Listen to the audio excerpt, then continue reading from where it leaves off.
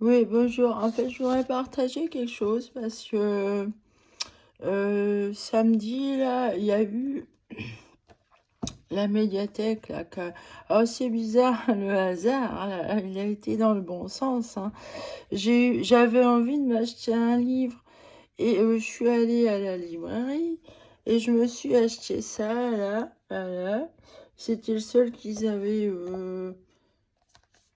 d'attrayant que le plus celui voilà, c'est Étienne Klein, ce qui est sans être tout à fait, voilà. Et je lis pas beaucoup en fait parce que, bah, déjà mes yeux mais moi je préfère écouter, c'est vrai. J'adore alors il y a des gens alors j'adore écrire, hein, il paraît que je suis nulle en littérature, d'après ce que dit le docteur. Ouais, les docteurs fuient, c'est pas des grands littéraires, hein, vu leur rapport, là, c'est nul à chier.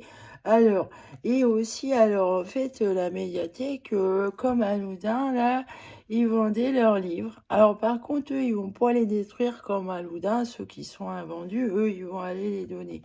Alors, j'ai acheté plein de livres de peinture géniaux, bah, c'est vraiment 1 € le livre. Et en plus, ils m'ont fait un prix. J'ai acheté des disques, mais j'ai rien pour écouter, c'est pas grave.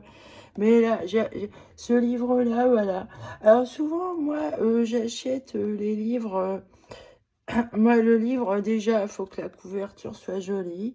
Alors là, rien que le tableau, vous voyez par exemple l'imitation de Jésus-Christ que j'ai lu à 20 ans, 21 ans.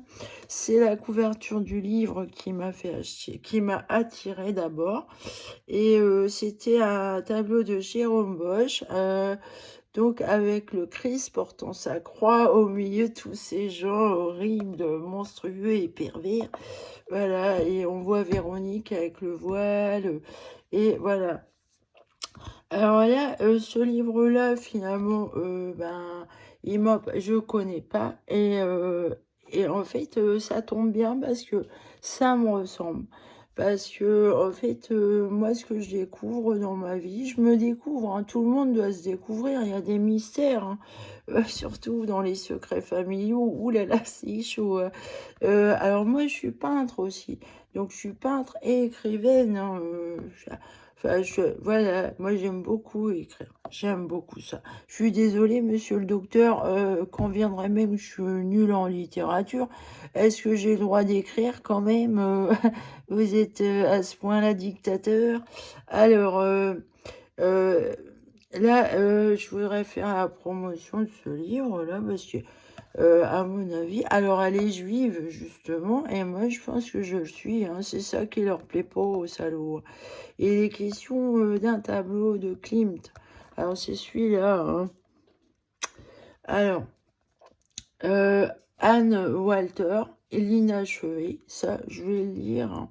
La narratrice se souvient qu'en ce dernier hiver de guerre, elle ne trouvait à oublier les engelures, la faim, l'agonie du milieu familial que dans ses relations avec une condisciple fille d'un couple juif.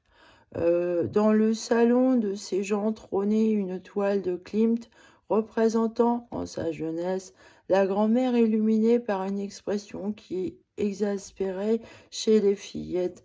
Quand elles allaient épier le portrait, le sentiment de leur incomplétude et l'espérance d'un retour à ce monde féerique.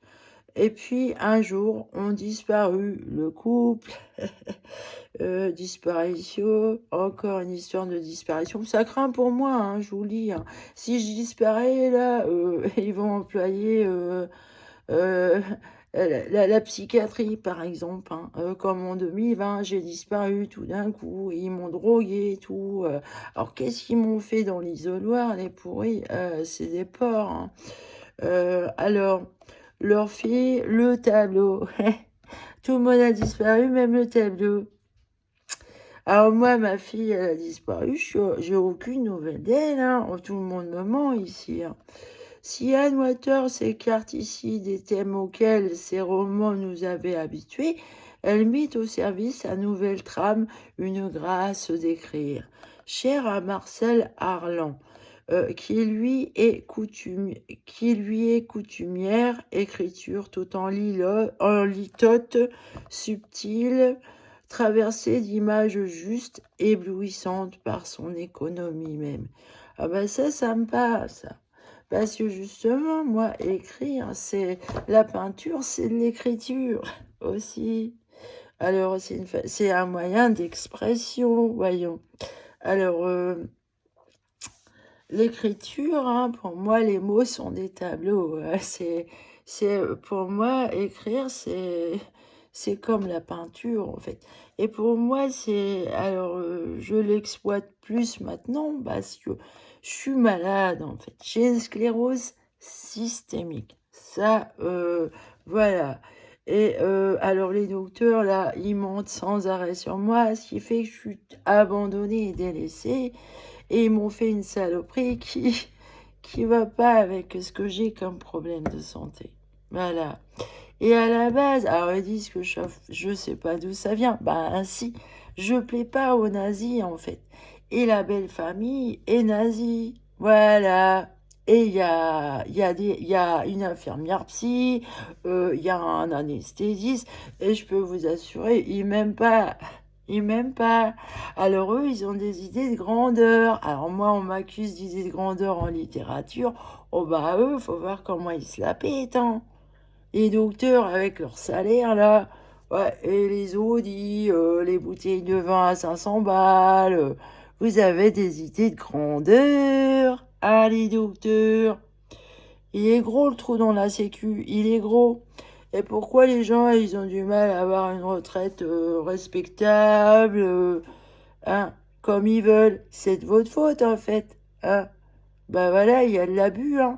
Parce que moi, je vois les saloperies en psychiatrie, en fait, c'est de l'argent foutu en l'air. On m'a gaspillé, hein. On a nui à quelqu'un comme moi, hein. Mais je suis pas la seule. C'est un vrai trafic, hein. Alors, il parle de trafic en drogue, ben, vous m'avez l'air d'être des gros trafiquants, vous êtes mêlés dedans. Et j'ai pas parlé de trafiquants de drogue, à part à l'ambulancier qui a rien compris, lui. Pour lui, les docteurs, c'est l'autorité. Ah bah c'est ses patrons à lui, c'est pour les miens, hein.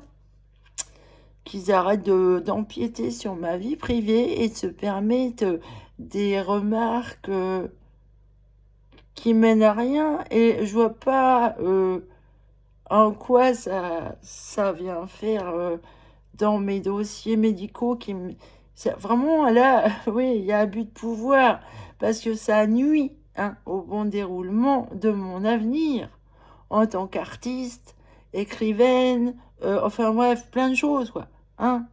Ça les emmerde, une fille comme moi. Surtout que moi, j'ai juste un BEP de couturière. Et ça plaît pas. Mais j'arrive pas à rentrer dans leur moule, là, hein.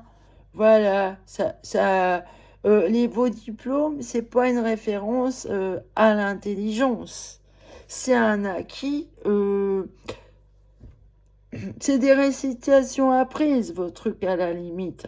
Ah ben, s'il y a rien derrière à la suite, ça, vous n'êtes pas intelligent parce que vous avez un diplôme, hein. Ça veut rien dire, ça. La compétence, c'est pas la même chose. Voilà, ce monde-là, effectivement, euh, les gens, on leur apprend à la compétition. Ouais, c'est la compétition.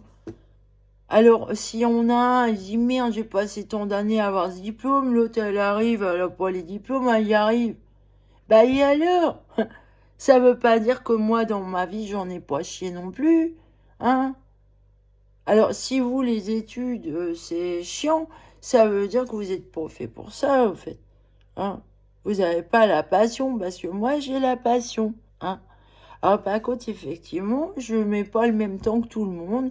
Pour moi, c'est toute la vie qu'on doit étudier, chercher à comprendre, à se développer soi-même.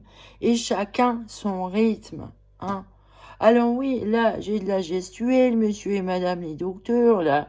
Mais le jour là où on m'a attrapé là, que je devais obéir en doigt et à l'œil, vous m'avez terrorisé et j'ai pas trop bougé, en fait. Hein, je frimais pas trop, j'avais pas trop envie de me retrouver séquestrée à nouveau, hein, avec des fous, et surtout avec vous, et à prendre des médicaments qui vous droguent et vous manipulent comme ça. Et j'aime pas trop que vous vous mêlez de ma vie privée, là. Vous êtes rien du tout pour moi, hein. Vous êtes une grosse mafia dégueulasse qui vomit des choses infâmes sur les pauvres gens, hein, comme moi. Je vous plais pas, je suis pas dans la bonne classe sociale. Hein, effectivement, une fille d'ouvrier ou d'une femme de ménage, ça plaît pas. Ah non, la fille, parce que vous êtes des gros bourgeois à la con, voilà, vous avez les idées de grandeur. Vous m'aimez pas, voilà, c'est tout. Je rentre pas dans votre moule. Ah merde, hein, bac pipi caca, plus 10. Des concierges, voilà, c'est niveau conciergerie. Vous n'êtes pas intelligent, hein, effectivement, vous avez des diplômes et tout, la gloire et l'argent, là, mais vous me semblez pas heureux, en fait. Ah, j'ai pas l'impression que vous êtes heureux, quoi. Hein, être heureux, vraiment heureux, c'est... On n'a que le bonheur qu'on se donne, hein, faut pas l'attendre des autres. Hein. Et donc j'attends rien des docteurs vu qu'ils m'assassinent. Oh bah non, je vous aime pas. Hein. Moi je vais me faire du bien moi-même si vous êtes incapable déjà de poser le bon diagnostic. Hein. Vous montez sans arrêt, et vous savez que patiemment, la fille, elle est en train de crever. Vous voulez me faire disparaître, hein?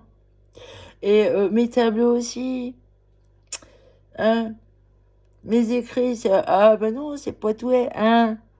En physique, c'est Poitouet, hein? Et, vous allez faire le poisson d'avril là encore une fois, là, mon amoureux, hein? Elle est morte, elle est fausse, sous tutelle, elle est con, hein? C'est bizarre, ça. Hein? Elle a bon dos, Nathalie.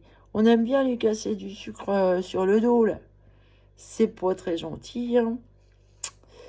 Bon, enfin bon, toujours est-il que je vous emmerde. Voilà, hein, quoi qu'il en soit.